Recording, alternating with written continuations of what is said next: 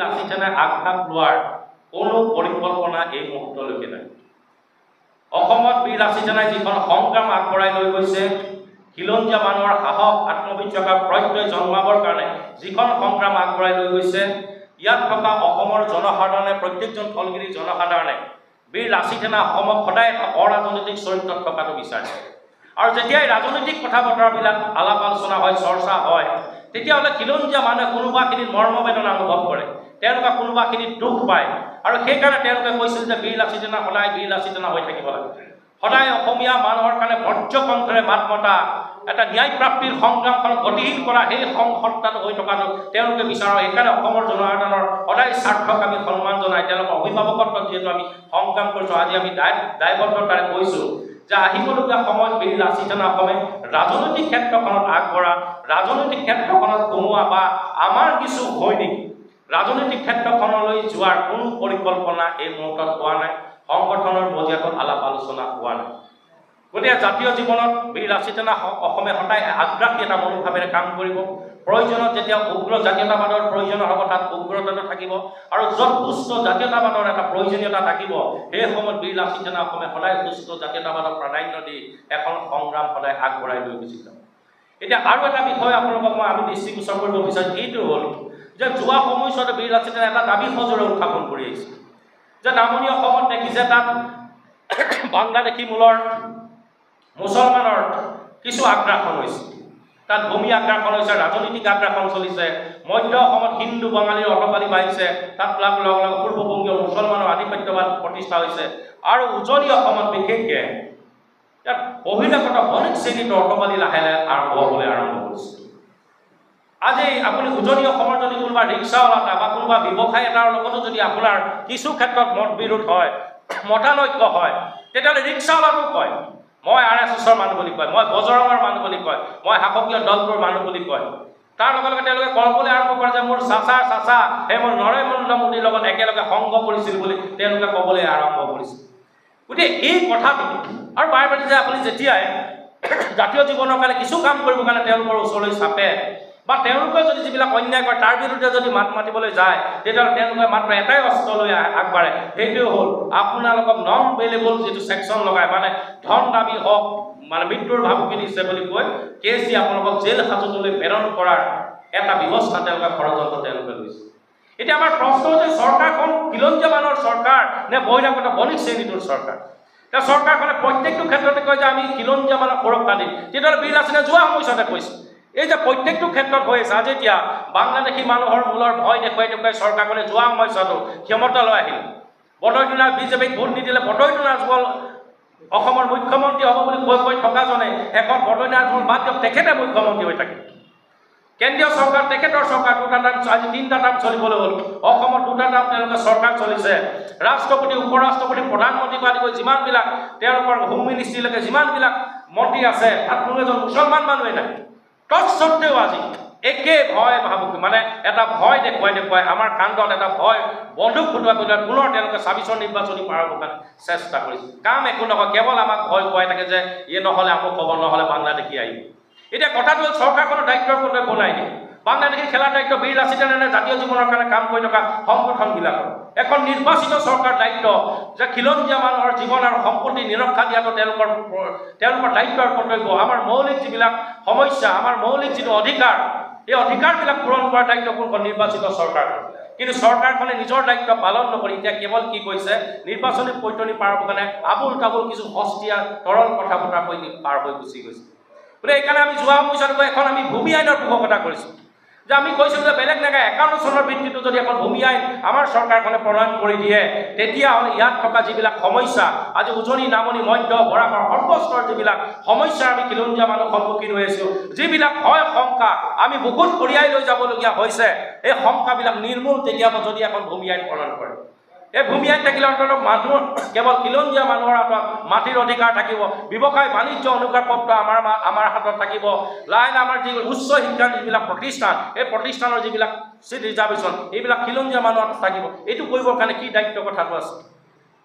ভূমিৰ গোটেই বকীয়াটো আমাৰ ৰাজ্য চৰকাৰ। যদি 64জন বিধায়কে লাগে, বিজেপিটো মিত্ৰজোঁট লগাই 64জন বিধায়ক আছে, যদিহে তেওঁলোকৰ সততা আছে, তেওঁলোকৰ যদি জাতীয় দায়বদ্ধতা আছে, তেওঁলোকে যিবিলাক কথা কৈছে সঁচাকৈ যদি পূৰণ কৰে, তেতিয়াহ'লে এখন ভূমি আইন প্ৰণয়ন কৰি দিলে আমাৰ যিবিলাক সমস্যা, যিবিলাক কথা কৈ আছে, কাটি মাটি বেটি সুৰক্ষিত হয়, তাকেই নকৈ তেওঁলোকে আল বাল যিবিলাক আবুল তাবুল কথা ক'বলৈ আৰম্ভ কৰিছে। এই কথা বতৰাবিলাক মই ভাবোঁ যে জাতিটোৰ কাৰণে কিছু দুৰ্ভাগ্যজনক কথা।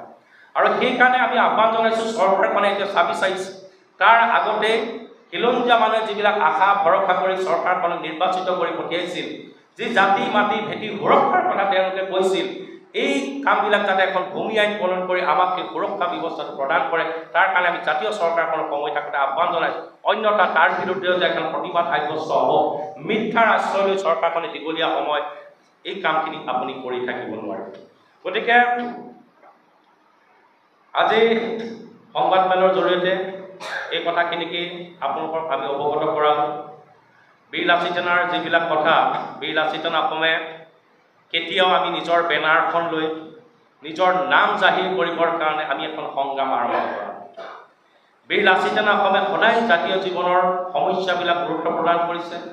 ৰাইজৰ অভিভাৱকত্বত বীৰ লাচিত সেনা সংগ্ৰামখন লৈ যাব, আৰু ৰাইজে যিধৰণে দিগদৰ্শন কৰিব, সেই দিগদৰ্শন লৈ বীৰ লাচিত সেনাই পৰৱৰ্তী পৰ্যায়ত সংগ্ৰামৰ ধাৰা খুব শক্তিশালী ৰূপত আগবঢ়াই গ'ল। গতিকে এইকেইটাই কথা আছিলে। আমি দুলীয়াজান বিষয়ৰ ক্ষেত্ৰত আমাৰ নিজৰ স্থিতিটো আমি স্পষ্ট কৰিলোঁ। দেখিব আমিতো শংকৰ বৰুৱা কোনো ক্ষেত্ৰতে আহি কাৰোবাক ভয় ভাবুকি দি কাৰোবাক ডিঙি চেপি থকা বা মাৰপিট কৰা আমি কিন্তু দেখা নাই। প্ৰত্যেকটো সংবাদ মাধ্যমতো আপুনি দেখিছোঁ খুব গুৰুত্ব সহকাৰে এই সংবাদটো পৰিৱেশন কৰিছে।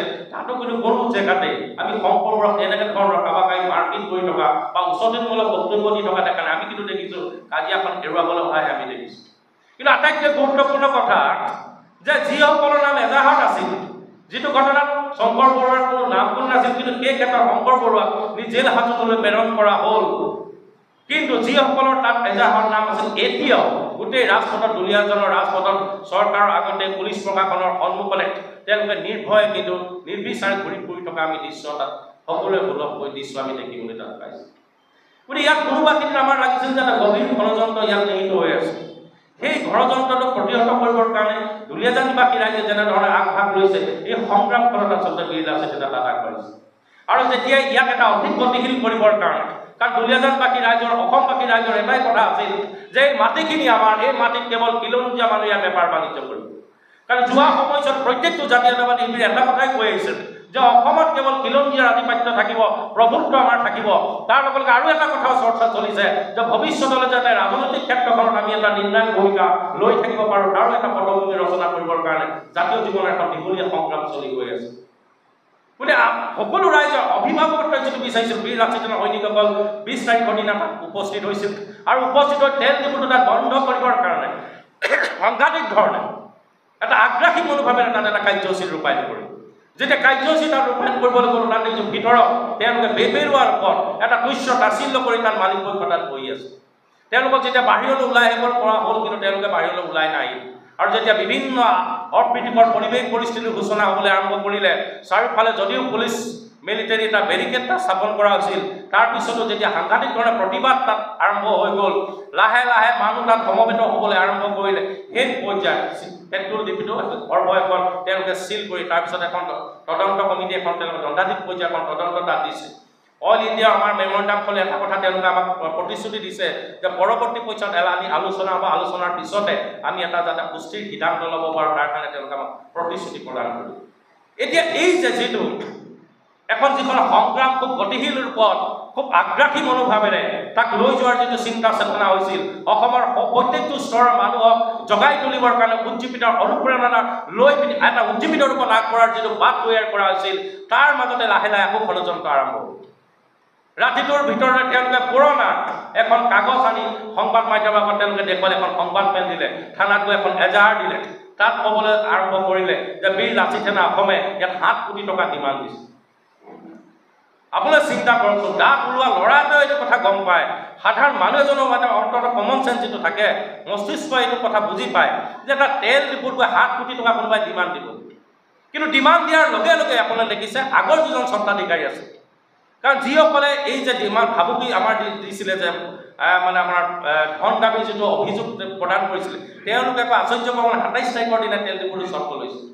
তাৰ আগতে RK সিং বুলি যিজন মানুহে তাৰ স্বত্বাধিকাৰী লৈ আছিল, যিজনক আমাৰ কাগজখন দিছিল, তেওঁ তাৎক্ষণিকভাৱে আহি সামাজিক মাধ্যমৰ জৰিয়তে তেওঁৰ প্ৰতিক্ৰিয়া আৰু স্থিতিটো স্পষ্ট কৰিলে যে কোনো আহিমক ধন দাবী কৰা নাছিল। তেওঁলোকে লাচিত বৰফুকনে এখন ক্ষেত্ৰ নিৰ্মাণ কৰি আছে যোৰহাটত, আহি পিনি আমাক কিছু দান বৰঙণি বিচাৰিছিল। আমি কৈছিলোঁ যে যিটো প্ৰজেক্ট আপোনালোকে বনাইছে ক'ত খৰচ কৰিব, প্ৰতিলিপিটো আমাক দিব নেকি, এই ধৰণৰ কথা। কিন্তু তৎসত্ত্বেও এটা চামে নিৰন্তৰ ৰূপত এটা ষড়যন্ত্ৰত অৱতীৰ্ণ হৈ থাকিল। মানুহৰ মাজত এটা বিভ্ৰান্তিকৰ বাৰ্তা বিয়পাবৰ কাৰণে তেওঁলোকে চেষ্টা কৰিলে যে যিসকলে আন্দোলনটোক আগবঢ়াইছে তেওঁলোকৰ এটা ন্যস্ত স্বাৰ্থ আছে ক'বৰ কাৰণে আৰম্ভ কৰিলে। গতিকে ই আটাইতকৈ আশ্চৰ্যকৰ কথা, আৰু ই আটাইতকৈ আমি গোটেই বিষয়টো এটা সন্দেহ ঘনীভূত এটা কৰা কথা। গতিকে মই আপোনালোকৰ মাজত এই কথাখিনি আগবঢ়াব বিচাৰিছোঁ। বীৰ লাচিত সেনাপমে প্ৰথমে কালি যিটো কাৰ্যসূচী হ'ল তাত যি ধৰণৰ সৰ্বব্যাপী সাৰ্বজনীন ৰূপত স্বতঃস্ফূৰ্তভাৱে দুলীয়াজনৰ সমস্ত ৰাইজে ওলাই আহি কাৰ্যসূচী যেনেধৰণে সফল কৰিলে, অন্যায় বিৰুদ্ধে যেনেধৰণে মাত মাতিবলৈ আৰম্ভ কৰিছে, নিজৰ প্ৰাপ্যক আজৰি অনাৰ যিটো তেওঁলোকে পন্থা তেওঁলোকে লাহে লাহে ল'বলৈ আৰম্ভ কৰিছে।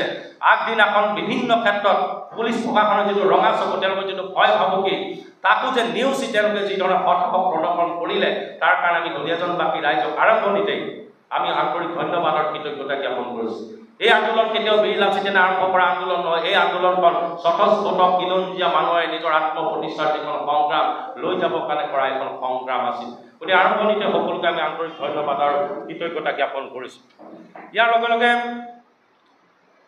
আৰু এটা বিষয় আমি কথা ক'ব বিচাৰিছোঁ, সেইটোৱে হ'ল এটা ন্যস্ত স্বাৰ্থজড়িত মহিলাই এটা কথা স্পষ্ট ৰূপত ক'ব বিচাৰি আছে যে এইখন যুঁজ ৰাজনৈতিক যুঁজ বা দুটা বেপাৰীৰ মাজত যুঁজ, দুটা পক্ষৰ মাজত যুঁজ, তাতেই এটা চামে সোমাই নিজৰ নাম কিনিবৰ কাৰণে, নিজক বা ল'বৰ কাৰণে সংগ্ৰাম কৰা বুলি দেখিছোঁ। ছ'চিয়েল মিডিয়াত বিভিন্নজনে অভিযোগ দিবলৈ আৰম্ভ কৰিছে। গতিকে আমাৰ মূল কথাটো এইটোৱেই হৈছে যে জাতীয় জীৱনত বীৰ লাচিতে যেতিয়াই পৰা সংগ্ৰাম আৰম্ভ কৰিছিল, আমাৰ মূল কথাটো এইটো হৈছে সদায় আমি খিলঞ্জীয়া মানুহৰ পক্ষত থকাৰ আমি সংকল্প লৈছোঁ। আমি সদায় খিলঞ্জীয়া মানুহৰ সাহস আত্মবিশ্বাসৰ প্ৰত্যয় হিচাপে থিয় হোৱাৰ আমি কথা কৈ আহিছোঁ। আমি সদায় অসমীয়া মানুহে মূৰধুৰি যাতে জীয়াই থাকে তাৰ এটা বাট তৈয়াৰ কৰাৰ কথা আমি সদায় কৈ আহিছোঁ। আৰু সেইকাৰণে আমি এই যুঁজখন শংকৰ বৰুৱাই যেতিয়া সদৌ অসম ছাত্ৰ সন্থাৰ নেতৃত্ব লৈ আছিল, তেতিয়া বিভিন্ন ক্ষেত্ৰত বীৰ লাচিত সেনা অসমৰ যেতিয়া সৈনিকসকলক গ্ৰেপ্তাৰ কৰা হৈছিল, তেতিয়াও বীৰ লাচিত সেনাৰ সৈনিকসকলক দমনমূলক এটা ব্যৱস্থাৰে এই ভীতিগ্ৰস্ততাময় পৰিৱেশ ৰচনা কৰিবৰ কাৰণে আমাৰ ল'ৰাবিলাকক হাতকেৰা লগাই লগাই লৈ যোৱা হৈছিল। যোৱা বছৰ আমি বীৰ লাচিত সেনাই তাৰ প্ৰতিবাদ সাব্যস্ত, দুই এজন মানুহ প্ৰতিবাদ সাব্যস্ত কৰিছোঁ। কিন্তু সেই সময়ত শংকৰ বৰুৱা সদৌ অসম ছাত্ৰ সন্থাত আছিল, কিন্তু সদৌ অসম ছাত্ৰ সন্থাত থাকি শংকৰ বৰুৱাই কিন্তু তাৰ বিৰুদ্ধে প্ৰতিবাদ কৰা নাছিল। আমি তেতিয়াই কৈছোঁ আজি বীৰ লাচিত সেনাৰ কোনোবা এজন সৈনিকৰ হাতকেৰা লাগিছে, কাইলৈ আহি বেলেগ আহিব, কাইলৈ এই যিসকলে মাত মতা নাই, যিসকলে দূৰৰ পৰা ৰং চাইছে, যিসকলে নিৰাপদ দূৰত্বত অৱস্থান লৈছে, তেওঁলোকৰ ক্ষেত্ৰতো যে এইটো এটা দিন আহিব, বালিলৈ জীপাত ভুকিবলৈ জীপাত বুলি যিটো কথা আছিল। গতিকে এই কথাখিনি আমি তেতিয়াও কৈছোঁ। আৰু যেতিয়া শংকৰ বৰুৱাৰ ক্ষেত্ৰত এনেকুৱা ধৰণৰ অন্যায় হৈছে, অবিচাৰ হৈছে, তাৰ বিৰুদ্ধে এখন বীৰ লাচিত কোনে কি আছিল কথা নাই, আমি অসমৰ খিলঞ্জীয়া ৰাইজৰ প্ৰতি দায়বদ্ধ, আমি খিলঞ্জীয়া ৰাইজৰ অভিভাৱকত্ব সংগ্ৰাম চলাইছোঁ। আৰু সেইকাৰণে আমি শংকৰ বৰুৱাৰ পক্ষত আমি ইয়াত অৱস্থান লৈছোঁ। অৱস্থান লোৱাৰ মূল কথা এইটোৱেই যে তেওঁ কি দুখ কৰিছে কি নাই আইনে বিচাৰ কৰিব, কিন্তু যিটো দুখত তেওঁ হাতকেৰা লগাই ঠেলি ঠেলি লৈ যোৱাৰ যিটো দৃষ্টিগোচৰ দৃশ্য আমাৰ সামাজিক মাধ্যমত, আপোনালোকৰ সংবাদ মাধ্যমেদি আমি দৃষ্টিগোচৰ হ'ল, আমাৰ লাগে যে জাতীয় জীৱনৰ কাৰণে কাম কৰা অসমীয়া মানুহক মূৰধুলি জীয়াই থকাৰ যিটো বাট তৈয়াৰ কৰাৰ কথা কৈছোঁ, আমি নিশ্চিতভাৱে এইটো মাত মতাৰ প্ৰয়োজন আছে। আৰু মাত মাতিছোঁ ভৱিষ্যতলৈ যেতিয়া খিলঞ্জীয়া মানুহৰ যেতিয়া এনেকুৱা ধৰণৰ অন্যায় অবিচাৰ শোষণ বঞ্চনাৰ বলি হ'ব, নিশ্চিতভাৱে বীৰ লাচিত সেনাই মাত মাতি যাব। এতিয়া কথাটো হৈছে এতিয়া তনু চাহা বুলি যিগৰাকী ছোৱালীয়ে অসমীয়া মানুহক লৈ এটা তুচ্ছ তাচ্ছিল্য কৰাৰ কথা ওলাইছে বা যাৰ প্ৰতিবাদ হৈছে, তনুচাই গ্ৰেপ্তাৰ কৰাৰ কাৰণে বিভিন্ন পক্ষৰ মানুহ ওলাইছে, সামাজিক মাধ্যমত এটা প্ৰচাৰ হৈছে যে তনুচাই গ্ৰেপ্তাৰ কৰিব। কিন্তু আজিলৈকে পুলিচ চৰকাৰখনে তনুচাই গ্ৰেপ্তাৰ কৰি তেওঁলোকেতো কয় খিলঞ্জীয়া মানুহৰ তেওঁলোকৰ ত্ৰাণকৰ্তা চৰকাৰ বুলি কয়, তেওঁলোকে জাতি মাতি ভেটি সুৰক্ষাৰ কথা কয়। এই চৰকাৰখনে কিন্তু খিলঞ্জীয়াৰ স্বাৰ্থত এতিয়ালৈকে অৱস্থান লোৱা। এই চৰকাৰখনৰ পুলিচ প্ৰশাসনে এতিয়ালৈকে তনুচাই গ্ৰেপ্তাৰ কৰি খিলঞ্জীয়া মানুহৰ যিটো ন্যায় প্ৰাপ্তিৰ সংগ্ৰামখনক স্বীকৃতি দিবৰ কাৰণে কিন্তু সাহস কৰা নাই। গতিকে আটাইতকৈ এটা পৰিতাপৰ কথা। গতিকে আহিবলগীয়া সময়ত যেতিয়ালৈকে তনুস্বামীৰ দৰে যেনেকুৱা ধৰণে গ্ৰেপ্তাৰ হয় তেতিয়ালৈকে নিশ্চিতভাৱে মই ভাবোঁ যে অসমৰ ৰাইজে দুলীয়াজানবাসী ৰাইজে এখন সংগ্ৰাম নিৰন্তৰ ৰূপত খুব গতিশীল ৰূপত আগবঢ়াই লৈ যাব আৰু এই সংগ্ৰামখনত আমি সন্মুখৰ পৰাই দুলীয়াজানবাসী ৰাইজৰ লগতে অসমবাসী ৰাইজৰ লগত সদায় বীৰ লাচিত সেনা ইয়াত আগবাঢ়ি গুচি যাব। এতিয়া তনুচাই বুলি যিগৰাকী ছোৱালী আপোনালোকে দেখিছে যে লাহে লাহে ভাগ্যবিলাক তাই সলনি হৈছে। কোনোবা এটা কথাত কয় যদি আমাক জড়িত কোনোবাখিনি কয় মই কৰিছোঁ নাই কৰা। গতিকে ই এটা তদন্তৰ আওতালৈ আচলতে আহিব লাগে যে ই যে তেওঁৰ ভাগ্যবিলাক যে সাল সলনি হৈ আছে খুব ঘনাই ঘনাই যে সলনি হৈছে ইয়াৰ অন্তৰালত কোন আছে। এতিয়া বিভিন্ন ক্ষেত্ৰত ওলাইছে যে এটা প্ৰভাৱশালী চক্ৰ তাত জড়িত হৈ আছে। এতিয়া এটা তদন্ত হ'ব লাগে যে এই তেল ডিপুটোৰ লগত কোনটো প্ৰভাৱশালী চক্ৰ জড়িত হৈ আছে, শাসকীয় দলৰ কোনবিলাক বিধায়ক ডাঙৰ ডাঙৰ ৰাজনৈতিক লিডাৰ নেতা তাত জড়িত হৈছে তদন্তৰ আওতাত উকিয়ালে আনিব লাগে আৰু তেওঁলোককো মই ভাবোঁ মুকলিকৈ উলিয়াই অনাৰ ব্যৱস্থা কৰিব লাগে। কাৰণ শংকৰ যেনেকৈ গ্ৰেপ্তাৰ হ'ল কিন্তু 1,000 টকা বাকীসকল থানাৰ ফ্ৰণ্টলৈ টিঘিল গিলাই আছে কিন্তু তেওঁলোককতো গ্ৰেপ্তাৰ কৰা নাই। তাৰ নেপথ্যৰ কাৰণ কি হ'ব পাৰে? এতিয়াতো আমি শুনা মতে তেল ডিপুটো ল'বৰ কাৰণে শাসকীয় পক্ষৰ এজন বিধায়কে কাম কৰি আছে বোলে। তেল ডিপুটো যদি তেওঁ ল'বই বিচাৰিছে সন্মুখলৈ ওলাই আহিলেই হ'ল। তাৰ কাৰণে কিয় ঢাল হিচাপে তানুচাক ব্যৱহাৰ কৰিবলগীয়া হৈছে? তাৰ কাৰণে কিয় জাতিৰ এটা কুলাংগাৰ বুলি আমি কৈছোঁ মিণ্টু শইকীয়াৰ দৰে যে ভুৱা গোচৰ দি জাতীয় সংগ্ৰাম এখনক বিপদে পৰিচালিত কৰিবৰ কাৰণে মানুহ বিভ্ৰান্তি কৰিবৰ কাৰণে চেষ্টা কৰিছে, এটা ষড়যন্ত্ৰত লিপ্ত হৈছে, তেওঁলোকক ৰক্ষণাবেক্ষণ দিয়া মানুহকেইটাও কিন্তু তদন্ত আওতালে মোৰ বোধেৰে আহিব লাগে। গতিকে বীৰ লাচিত সেনা অসমৰ পৰা এটা স্পষ্ট বাৰ্তা এইটোৱে থাকিব এই ন্যায় প্ৰাপ্তিৰ সংগ্ৰামখনক অসমৰ ৰাইজে আগভাগ লৈছে, অসমৰ ৰাইজে আগুৱাই লৈ যাব আৰু এই সংগ্ৰামখনক গতিশীল কৰিবৰ কাৰণে বীৰ লাচিত সেনা অসমে সদায় অসমৰ ৰাইজৰ লগত থাকি কাম কাজ কৰি আগবাঢ়ি যাব। এতিয়া আহিলোঁ বেলেগ এটা কথালৈ। কথাটো হৈছে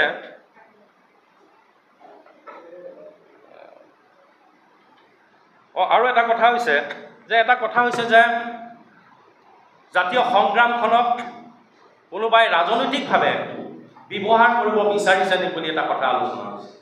মই সংবাদ মেলত অহা অলপ আগতেও এই কথাটোক লৈ এটা চৰ্চা হৈছে যে যিসকলক লৈ দুলীয়াজান উত্তাল হৈ আছে, অসমৰ ৰাইজে অসন্তুষ্টি প্ৰকাশ কৰিছে, অসমৰ ৰাইজ ক্ষোভিত হৈছে, অসমৰ ক্ষোভৰ বহিঃপ্ৰকাশ ঘটিছে, সেই ব্যক্তিসকলে কাইলৈ পৰহিলে এটা ৰাজনৈতিক উদ্দেশ্যপূৰ্ণ এখন যুঁজত জাতীয় জীৱনৰ মানুহবিলাক তাত জড়িত হৈছে বুলি এটা প্ৰশ্নবোধক চিন আহিছে।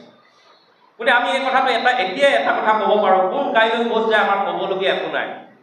যদি কোনোবাই ইচ্ছাকৃতভাৱে উদ্দেশ্যপ্ৰণোদিতভাৱে যদি জাতীয় জীৱনৰ কাম কৰা মানুহখিনিক যদি কোনোবাই ৰাজনৈতিক উচ্চাকাংক্ষা, ৰাজনৈতিক নিৰ্বাচনী বৈতৰণী বা ৰাজনৈতিক উচ্চাকাংক্ষা পূৰণৰ এটা আহিলা হিচাপে যদি ব্যৱহাৰ কৰে তেতিয়াহ'লে পৰৱৰ্তী পৰ্যায়ত নিশ্চিতভাৱে বীৰ লাচিত সেনা অসমে তাৰ বিৰুদ্ধে এটা সজোৰে প্ৰতিবাদ সাব্যস্ত কৰিব।